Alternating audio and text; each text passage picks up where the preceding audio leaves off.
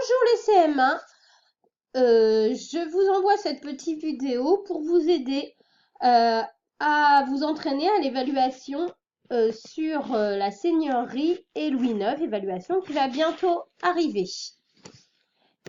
Première chose, nous nous rappelons que nous sommes au Moyen-Âge depuis 476 avec la chute de Rome. Nous avons vu les invasions barbares, puis l'avènement des Mérovingiens avec Clovis, puis des Carolingiens avec Charlemagne, mais aussi avec cette perte de pouvoir après Charlemagne, des rois qui vont peu à peu perdre toute autorité sur les autres seigneurs. Ce qui nous amène à un point essentiel qui est les seigneuries.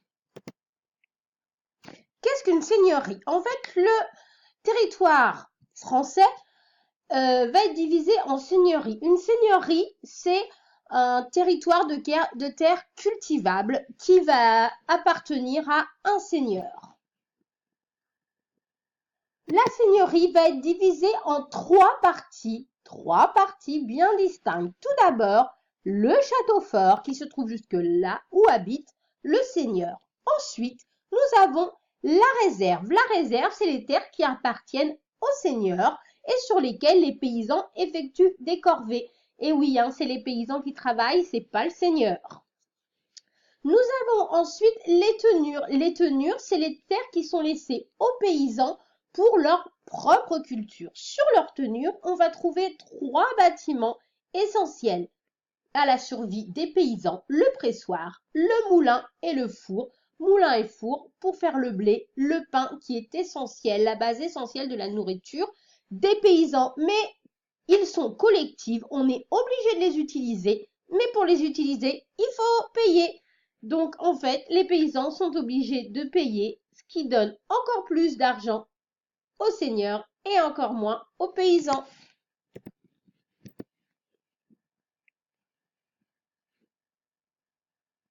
Le seigneur.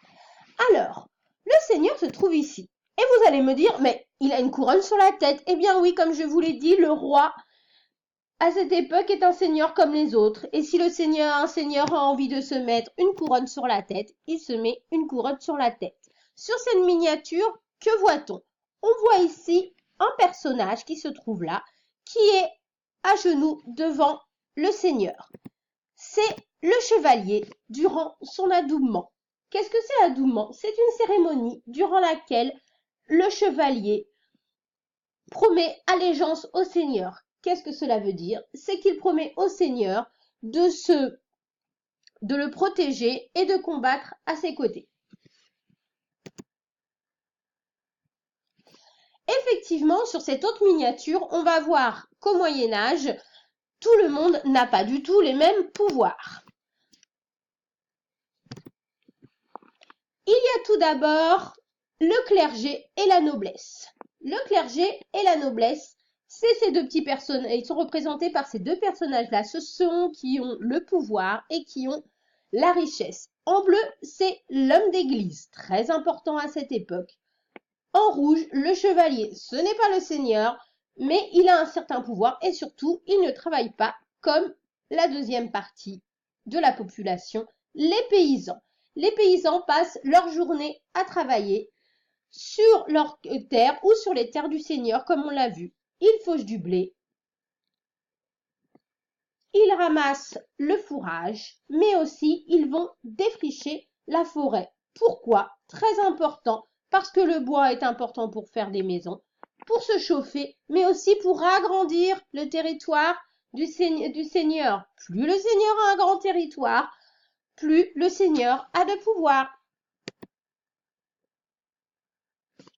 Sur cette image, nous voyons la vie et les conditions de vie misérables qu'avaient les paysans. Effectivement, comme on peut le voir, ils passent leur journée à travailler, en plus des taxes qu'ils doivent payer. Ils travaillent sur leur domaine, mais aussi ils travaillent sur le domaine du roi, ce qu'on appelle donc, on avait dit, les corvées. Tout le monde travaille, les enfants dès qu'ils le peuvent, les femmes, les hommes, les personnes âgées. Je voulais vous montrer aussi un personnage qui se trouve juste là, qui est le sergent. Alors, il n'a pas beaucoup de pouvoir, le sergent, juste un tout petit peu. C'est souvent un homme de confiance du seigneur. Il est là pour être sûr que les paysans travaillent. Vous pouvez remarquer d'ailleurs qu'il a un bâton au-dessus d'eux. Et pour aussi voir si les paysans payent bien leurs impôts. Vous allez me dire, mais que fait le roi pendant ce temps-là? Je vous l'ai dit, le roi à cette époque, c'est un seigneur comme les autres. Et on va s'en rendre compte en regardant cette carte qui date de 1180. Regardons d'abord le domaine royal en bleu. Eh oui, il est tout petit. Et le roi n'a que le pouvoir que sur ce domaine-là. En vert, nous avons, alors normal, ils ont été regroupés, c'est des petites parcelles, mais nous avons les seigneuries qui ont fait allégeance au roi, c'est-à-dire qui disent qu'ils combattront avec lui si jamais il se fait attaquer, mais il n'a pas énormément de pouvoir sur eux. En jaune, ce sont les seigneuries appartenant à l'église. Oh, ils sont petites, mais attention, ils sont très riches. Et enfin, nous allons voir ce qui représente la plus grande partie du territoire français, c'est-à-dire le domaine du roi d'Angleterre. Et oui, mon Dieu, en 1180, nous les Normands, nous sommes anglais. Il va falloir attendre l'avènement d'un roi, Louis IX, pour que les choses changent. Louis IX est d'abord un roi juste, un roi du XIIIe siècle. Il va tout d'abord se faire sacrer à Reims, comme Charlemagne, pour montrer que son pouvoir vient du pape, vient de la religion, et pour affermir son pouvoir. Tout comme Charlemagne, il va envoyer des représentants pour rendre la justice, c'est-à-dire que le Seigneur n'a plus le droit de faire justice lui-même. Il doit rendre des comptes au roi. Mais aussi, les représentants sont là pour collecter les impôts. Le Seigneur n'a plus le droit de prendre une partie des impôts pour lui, n'a plus le droit de donner en plus des impôts aux paysans. Conséquence, plus de justice, une meilleure équité au niveau des impôts. Louis IX va raffermir son pouvoir au détriment des seigneurs. Sur cette image, nous voyons Louis IX, qui est très reconnaissable avec sa couronne, qui est en train de donner à manger à des personnes qui ne semblent pas très riches si l'on regarde leurs affaires. Effectivement, Louis IX est un roi bon, un bon roi, ce qui est assez rare à l'époque. C'est un roi qui est bon et qui est aussi très chrétien. Il va s'occuper des pauvres et des malades. Des pauvres parce que régulièrement, il va les faire venir à sa table pour leur donner à manger. Et il va s'occuper aussi des malades, notamment des lépreux, à qui il va avoir l'habitude de laver les pieds.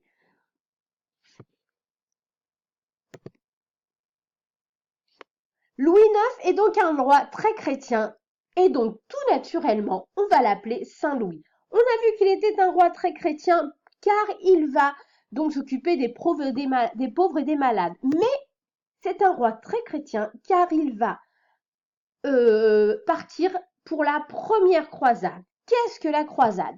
La croisade, c'est le départ des rois chrétiens pour aller combattre les Arabes qui ont conquis la Terre Sainte. Qu'est-ce que la Terre Sainte à cette époque?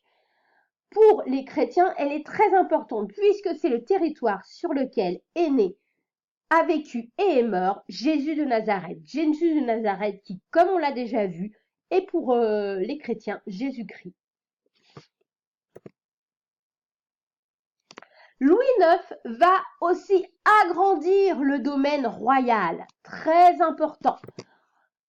Rappelons-nous donc de cette première carte que nous avons vue tout à l'heure avant Louis IX, où le roi d'Angleterre avait un énorme territoire.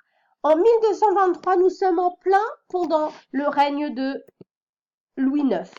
Et nous voyons que le territoire, le domaine royal a énormément agrandi. Ah, nous sommes redevenus français.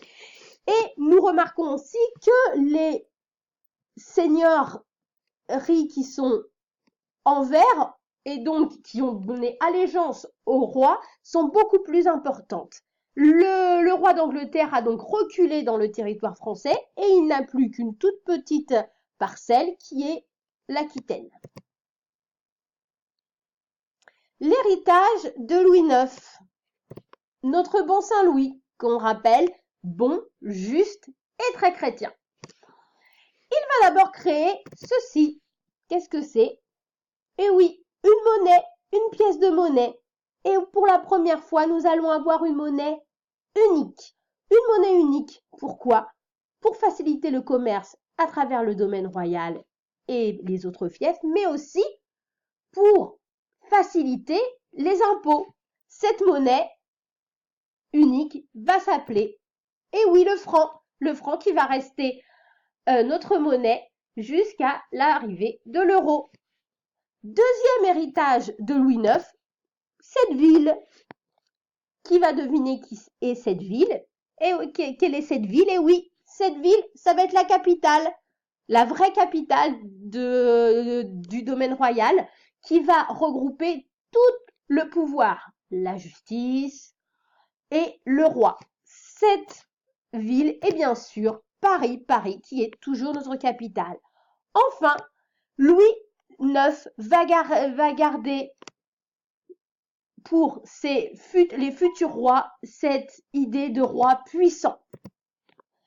Il est devenu très puissant et beaucoup des futurs rois vont vouloir prendre son exemple, tout d'abord en prenant son nom. Louis XIII, Louis XIV, Louis XV et Louis XVI. Voilà, c'est terminé. J'espère que ça vous aidera pour vous aider à réviser votre évaluation. Vous pouvez refaire des retours en arrière. Vous pouvez, et ça c'est très important, prendre des notes, poser des questions. Si jamais vous avez des problèmes de compréhension, n'hésitez pas à m'envoyer vos questions sur Classe Dojo. J'essaierai d'y répondre. Au revoir!